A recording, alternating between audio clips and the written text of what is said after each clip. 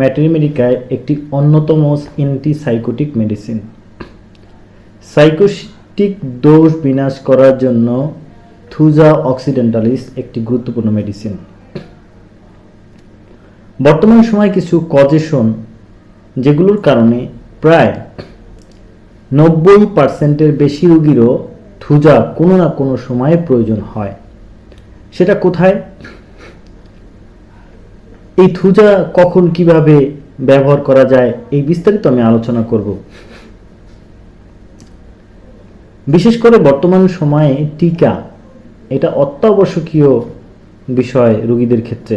বিশেষ করে বাচ্চা জন্মের পর থেকেই আমরা এটার অভিজ্ঞতা দেখি এবং বয়স্ক যারা রয়েছে তাদের মধ্যে বিভিন্ন রকম ইনজেকশন, অ্যান্টিবায়োটিক ইনজেকশন যার কোনো শেষ নেই, অর্থাৎ বিভিন্ন চাপা পড়া চিকিৎসা আমরা প্রতিনিয়তই এর সম্মুখীন হচ্ছি, প্রয়োজনে অপ্রয়োজনে।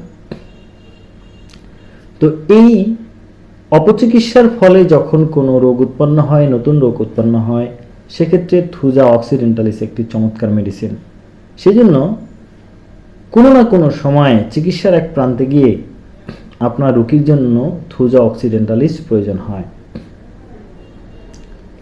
এই মেডিসিনটি একটি উদ্ভিজ্জ মেডিসিন এবং একটি বৃহত্তম অ্যান্টিসাইকোটিক।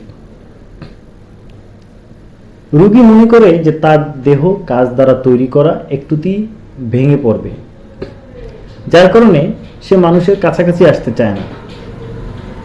মনে হয় কেউ দূর থেকে যদি খোঁচা দেয় কিংবা কোনো কিছু পড়ে তাহলে তার ভেঙে যাবে, একটু হাত দিয়ে স্পর্শ করলে, আঘাত দিলে তার শরীরটা ভেঙে পড়বে, এরকম ভ্রান্ত চিন্তা তার মনে রয়েছে। এছাড়া আরও একটি ভ্রান্ত চিন্তা আমরা তার মধ্যে দেখতে পাই, সেটা হলো সে মনে করে যে জীবন্ত একটি সন্তান তার পেটের মধ্যে নড়াচড়া করে। মহিলা হলে সে প্রায়ই টেস্ট করায় যে সে প্রেগনেন্ট হয়েছে কিনা, পুরুষ হলে এটা বলে যে এটার মধ্যে বোধহয় কোনো টিউমার রয়েছে, কোনো মনে হয় যে কিছু রয়েছে। আমি সর্বপ্রথমেই এই দুটি লক্ষণ কেন নিয়ে আসলাম?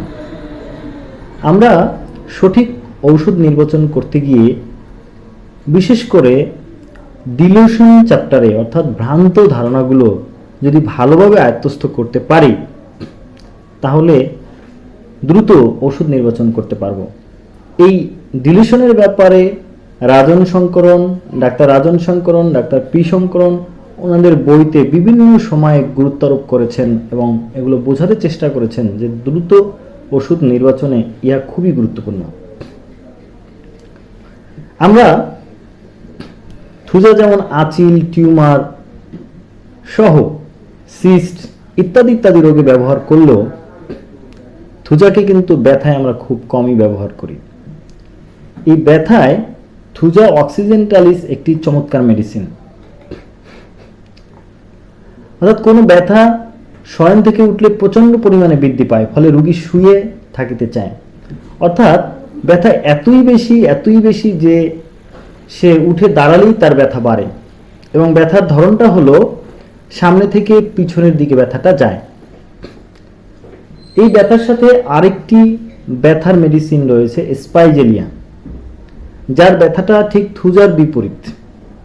অর্থাৎ আমরা রোগীর অন্যান্য লক্ষণের সাথে যদি ব্যথার লক্ষণ এরকম পাই যে রোগীর ব্যথা সামনে থেকে পিছনে যায়, তাহলে আমরা এই থুজাকে মনে করতে পারি এবং বিপরীত যদি হয় তাহলে আমরা স্পাইজেলিয়াকে মনে করতে পারি। এই লক্ষণটি আমরা ডাক্তার ফ্যারিংটনের ক্লিনিক্যাল ম্যাটেরিমেডিকাতে পেয়েছি। এবার আমরা আসবো আঁচিল দেখতে। শরীরের বিভিন্ন অংশে আঁচিল, টিউমার ইত্যাদির জন্য থুজা অক্সিডেন্টালিস একটি চমৎকার মেডিসিন। এর আগেও বলেছি। এখন এই আঁচিলটা কীরকম? এই আঁচিলটার ধরন হলো ফুলকপির একটা পার্টের মতো। এই ফুলকপির একটা পার্ট যেমন আমরা দেখি ঠিক তেমনিভাবে উপরে অমসৃণ হবে, তবে থুজার বেশিরভাগ আঁচিল আমরা দেখতে পাবো যৌনাঙ্গে। বর্তমান সময়ে দূষিত যৌন সঙ্গম সহ এবং গনেরিয়া সাপ্রেশন, বিভিন্ন চর্মরোগ সাপ্রেশন, ইনজেকশন ইত্যাদি কারণে যৌনাঙ্গ বিভিন্ন রকম সমস্যা দেখা দিতে পারে, যেমন এইচপিভি, হিউম্যান প্যাপিলোমা ভাইরাস আক্রমণও দেখতে পাই। সেক্ষেত্রেও প্রায় থুজার প্রয়োজন হয়। থুজার আরেকটি বিশেষ লক্ষণ হলো যে শক্ত পদার্থের কোমলতা তৈরি করে, অর্থাৎ যেমন ধরেন আমাদের শরীরে হাড়, শরীরে নখ, দাঁত, এগুলোর মধ্যে ভঙ্গুরতা নিয়ে আসে, অর্থাৎ এগুলো তুলনামূলক দুর্বল করে দেয়। এবং ক্ষয় এর একটা বিশেষ কারণ যেহেতু এটা অ্যান্টিসাইকোটিক মেডিসিন, সেক্ষেত্রে আমরা নখের যেমন ভঙ্গুরতা দেখতে পারবো, তেমনিভাবে দাঁতের গোড়ায় ক্ষয়প্রাপ্ত বা ক্ষয় হওয়াকে দেখতে পারবো। এবং সার্বজনীন লক্ষণ যদি আমরা চিন্তা করি, তাহলে আমরা দেখব যে এই রোগীর অনাবৃত অংশে ঘাম। মূলত আমরা মেডিসিনকে অনেক বড় করে দেখি, যার কারণে রোগী চিত্র লক্ষণ বা